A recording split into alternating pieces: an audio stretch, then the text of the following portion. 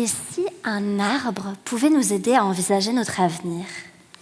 Mais Ariane, quel rapport avec ta thèse en littérature contemporaine ? Attendez, je vais vous expliquer.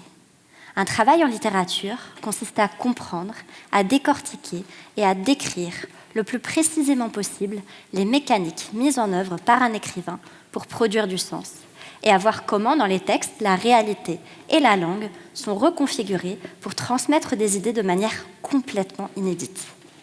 L'auteur auquel je m'intéresse s'appelle Camille de Toledo, et si je veux vous le faire découvrir, au cas où vous ne le connaîtriez pas encore, c'est parce que je suis convaincue qu'il peut nous enseigner beaucoup de choses sur la nécessité de la littérature aujourd'hui. Ben oui, parce qu'il écrit aujourd'hui. Peut-être qu'il est là ?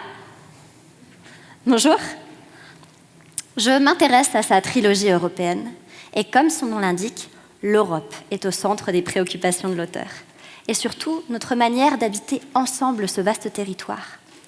Le premier livre de la trilogie s'appelle « Le être et le boulot », et même s'il parle de plusieurs arbres, le être, le boulot, le banyan, il ne s'agit pas d'un livre de biologie, mais bien d'un essai sur la tristesse européenne.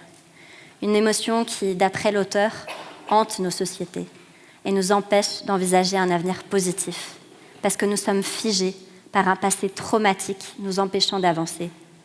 Un peu comme si nous avions des racines à la place des jambes, des racines qui nous rendraient immobiles et passifs. L'auteur figure cet état par le être. Un arbre, nous dit-il, qui n'a pas été plus proche de nous représenter, parce qu'il permet de représenter une façon d'être, justement, marquée par un H.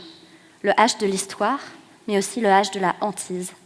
Une lettre spectrale, fantomatique, qu'on perçoit, il est là, graphiquement, physiquement, mais à peine, parce qu'à l'oral, on ne l'entend pas. Pour guérir de la tristesse et de l'immobilité associée au être, Camille de Toledo a recours à un autre arbre, le banyan, qui se déploie de tous côtés. Il pousse en hauteur, en largeur, en diagonale et figure le dynamisme et la capacité créative d'adaptation. C'est cet arbre qu'il utilise pour imaginer une utopie complètement vertigineuse pour l'Europe. Vous l'aurez compris, l'auteur porte une attention toute particulière aux mots, à leur son, à leur graphie, aux idées et aux images qu'ils véhiculent. Il nous entraîne à penser notre rapport à l'histoire et aux histoires qu'on se raconte. Entre autres, à travers l'allégorie, qui consiste à prendre quelque chose de concret pour représenter l'abstrait. Ici, les différents arbres représentent différentes façons d'être au monde, de penser nos relations à autrui et aux grandes fictions qui se trament souvent malgré nous.